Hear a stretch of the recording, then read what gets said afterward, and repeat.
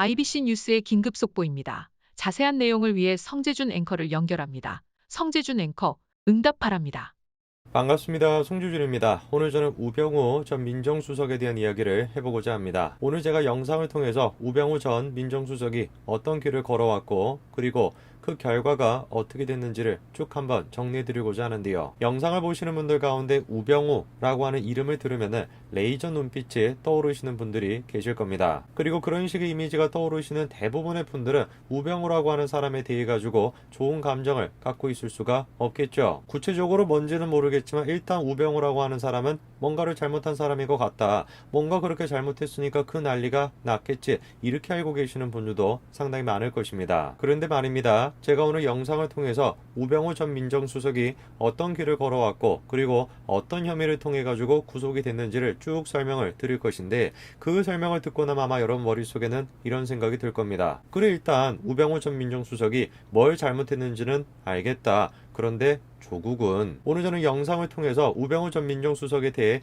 일방적으로 옹호하고 싶은 생각이 없습니다. 분명히 우병우 전 민정수석도 잘못한 부분이 있죠. 그런데 제가 지적하고 싶은 것은 우병우 전 민정수석이 잘못됐다라고 생각하는 그 기준을 조국한테도 적용을 하게 된다면 조국은 진작에 구속이 됐어야 된다라는 것입니다. 영상을 보시고 여러분들이 직접 한번 판단해 보시기 바랍니다. 우병우가 나쁜 사람이었는지 조국이 더 나쁜 사람이었는지 말이죠. 같이 한번 좀 보시죠. 우병우는 서울대학교 법과대학을 나왔습니다. 흥미로운 점은 졸업하기 전에 1987년도에 사법시험에 합격했다라는 것인데요. 우병우 전 민정수석은 1967년생입니다. 한마디로 얘기해서 21살에 사법고시를 통과했던 것이죠. 그렇게 우병우 전 민정수석은 당시에 최연소로 사법시험에 합격을 하고 사법연수원을 차석으로 수료하게 됩니다. 그리고 1990년 서울지방검찰청 검사로 시작하게 되죠. 우병우 전 민정수석의 학창시절을 한마디로 얘기하면은 수석 중에 수석이다 이렇게 얘기할 수 있겠습니다. 서울대 법대를 들어가고 사법고시를 당시에 최연소로 합격을 하고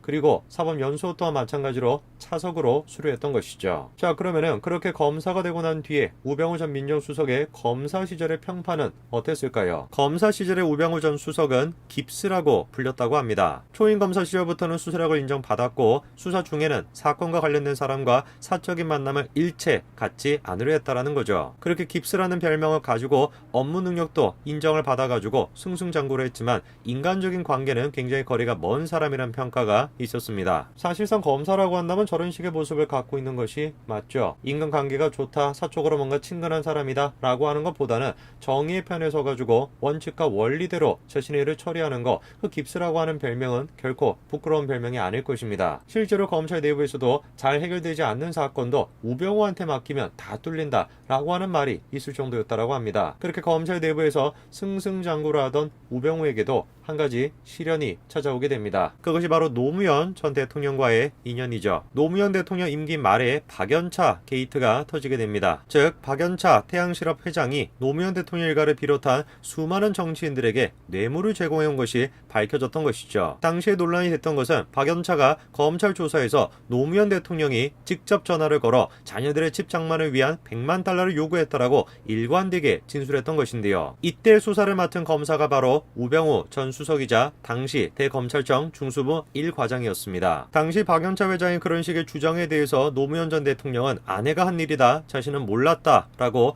홈페이지에 사과문을 통해서 해명했었고요. 권양순 여사는 사용처를 밝힐 수 없다라고 했고 노건호 씨는 10원도 안 썼다라고 진술했었습니다. 박연차 게이트는 점점 걷잡을 수 없을 정도로 커졌죠. 검찰은 박연차와 노무현 사이에 동거래 10억을 확인했었고 그리고 이후에 노무현 일가가 줄줄이 검찰 소환이 됐었습니다. 그런 식으로 한두 명씩 노무현 일가가 소환되고 난 뒤에 결국 노무현 전 대통령도 검찰의 포토라인에 서게 됐었죠. 노무현 대통령의 뇌물과 관련된 논란은 어떻게 끝났는지 여러분들이 더 잘 알고 계실 겁니다. 당시까지만 하더라도 노무현 대통령과 관련된 뇌물 혐의에 대해서 철저하게 조사를 해야 된다라고 하는 여론도 노무현 대통령의 그런 식의 선택 이후에는 완전히 뒤집어지게 되었죠. 당연히 그에 따라가지고 검찰 내부에 과잉 수사였다라고 하는 논란이 커지게 되었고 관련된 사람들도 하나둘씩 사퇴하게 되었습니다. 조홍천 의원은 김어준의 파파이스에 출연해서 자신이 우병우를 잘랐으면서 노무현 대통령의 직접적인 책임이 있는 사람이다 라고 얘기했었죠. 사실 저때 우병우 전 수석은 낙동강 오리알 같은 신세였습니다. 당연히 야당에서야 우병우 전 수석을 좋아할 리야 만무한 것이고 청와대에서도 우병우 전 수석에 대해서 부담감을 느끼고 있었는데요. 일전에 이런 식의 주장이 나왔었죠. MB의 반대에도 불구하고 우병우가 노무현 대통령을 구속해야 된다라고 고집했다라는 겁니다. 해당 주장은 정두원 전 의원이 했는데요. 정 전 의원은 노 전 대통령의 구속은 MB의 뜻이 아니었다면서 어차피 재판하면 노 전 대통령은 실형을 받을 텐데 구속하게 되면 본인이 한 것으로 되어 부담감을 느꼈다라고 밝혔죠. 그러면서 청와대에서 구속하지 말라고 검찰 수뇌부에 전달했음에도 불구하고 우 전 수석이 버텼었다라는 겁니다. 여당 입장에서도 야당 입장에서도 어느 쪽에서도 설 수가 없다 보니까 그렇게 우병우 전 수석은 낙동강 오리알 신세가 되었습니다. 검찰 내부에서도 자신보다 능력이 떨어지는 사람들은 계속해가지고 승승장구했지만 자기는 승진을 할 수가 없었죠. 그렇게 우병우 전 수석은 검찰을 떠나게 되고 법률사무소를 열고 난 뒤에 2014년 대통령 비서실 민정수석실 민정비서관으로 임명되게 됩니다. 그리고 난 다음에 능력을 점점 인정받아가지고 결국 박근혜 전 대통령으로부터 민정수석비서관으로 임명되게 되죠. 참으로 파란만장한 인생이었다. 이렇게 이제 평가할 수 있을 것 같은데요. 자, 그런데 이런 식으로 민정수석까지 올라갔던 우병우 전 수석에게 난관이 또다시 찾아오게 되는데 그 난관은 다른 게 아닌 바로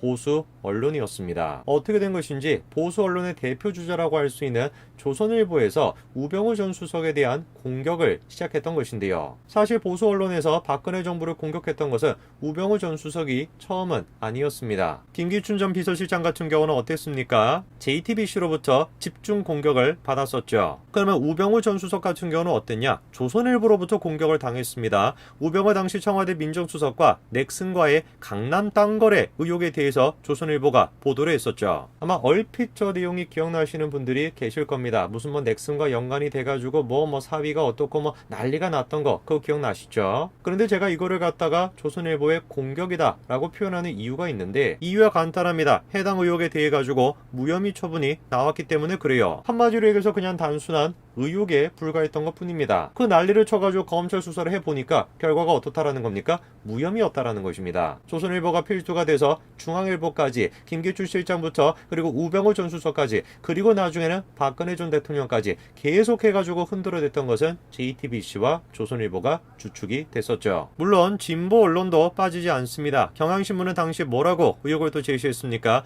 우병우가 정은호에 대해서 몰래 변론했다라고 하는 의혹을 제시했죠. 그런데 그 결과가 몇 년이 지나고 나서야 이제야 나왔습니다. 몰래 변론 의혹에 대해 가지고 보도 언론사를 상대로 정정보도 청구를 했었는데 손배소에 대해서 일부 승소했죠. 재판부는 경향신문에게 신문 1, 2면에 정정보도 대상 기사와 동일한 크기와 활자체로 정정보도문을 게재하라고 명령했습니다. 한마디로 얘기해서 박근혜 정부를 그렇게 흔들어댔었던 그리고 우병우 전 수석을 마치 악마인 것처럼 포장했었던 기본적인 혐의는 어떻다라는 겁니까? 무혐의라는 겁니다. 사실이 아닌 부분이 있다라는 거죠. 어떤 분들은 그렇게 질문하실 수도 있어요. 야, 무슨 소리 하는 거냐? 그런 식으로 의혹을 제기한 거에 대해서 일부분은 분명히 사실이 아니라고 할지라도 일부분 분명히 사실이었기 때문에 결국에 우병우 전 수석이 구속된 거 아니냐? 이렇게 질문하실 수 있습니다. 맞습니다. 우병우 전 수석은 구속이 됐습니다. 3번이나 구속영장을 한 끝에 구속이 됐었죠. 얼마나 증거가 빈약했으면 얼마나 검찰이 당시에 내걸었던 주장이 빈약했으면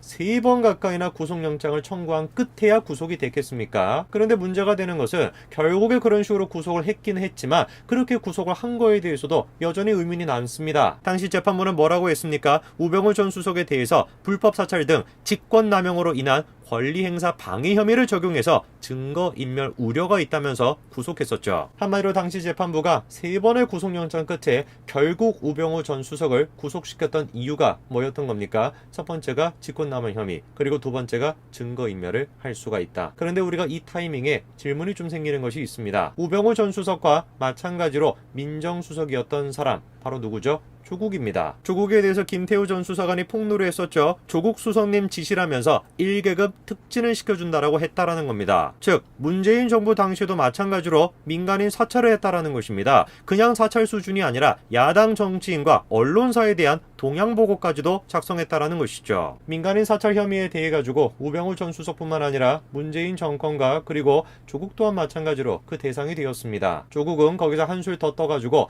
감찰 무마를 시도했다라고 하는 우병우의 경우에는 비할 바가 안 될 수 있는 훨씬 더 심각한 직권남용 혐의가 있었습니다. 그러면 우리가 한번 질문해 봐야 되겠습니다. 우병우는 구속이 됐었고 조국은 어떻게 됐었을까요? 놀랍게도 조국에 대해서는 구속영장이 기각이 됐습니다. 그런데 당시 재판부는 뭐라고 했습니까? 이 사건 범행은 죄질이 좋지 않으나 영장실질심사 당시 피의자의 진술 내용 및 태도, 피의자의 배우자가 최근 다른 사건으로 구속돼 재판을 받고 있는 점, 이런 점을 빌어가지고 구속할 필요가 없다라고 얘기했죠. 재판부는 분명히 인정했습니다. 죄질이 좋지 않다. 사실상 조국에 대한 혐의를 인정을 했던 것이죠. 그럼에도 불구하고 조국의 태도 그리고 배우자의 상황을 빌어가지고 조국을 구속하지 않았습니다. 죄질이 좋지 않다라고 분명히 인정을 했음에도 불구하고 증거인멸 혐의가 있다라고 구속하기는커녕 답변하는 태도와 배우자의 상황을 빌어가지고 구속하지 않았던 재판부. 과연 우리가 이 재판부를 공정하다라고 얘기할 수 있겠습니까?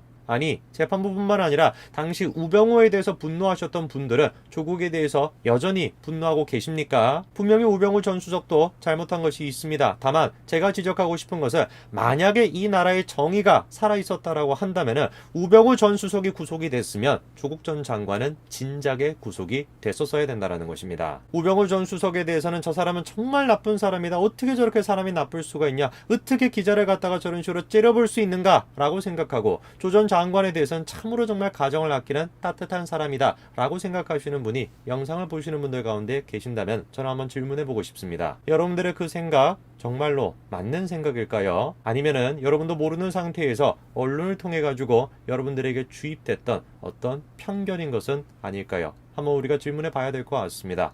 오늘까지 말씀드리겠습니다. 감사합니다.